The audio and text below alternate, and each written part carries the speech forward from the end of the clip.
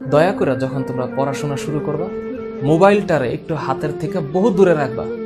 This is a very silent killing একটা বিষয়। ঘন্টার পর ঘন্টা আমরা মনে করো স্ক্রলিং, কোনো কারণ ছাড়া।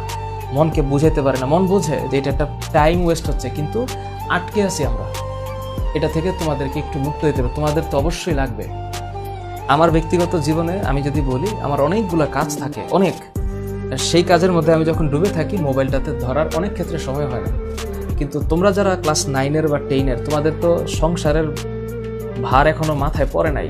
যেদিন পড়বে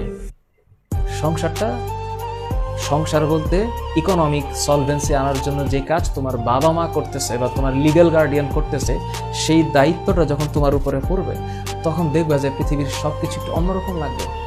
সেই বাস্তবতা সবসময় কঠিন না, অনেক ভালো সুন্দর বাস্তবতাও আছে।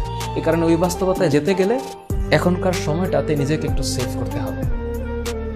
উগ্রতা, হঠাৎ করে দেখে নিব, এই করে নিব, সেই করে নিব, এগুলা থেকে একটু বিরত থাকতে হবে। আল্লাহ তাআলা ধৈর্যশীলদেরকে পছন্দ করেন।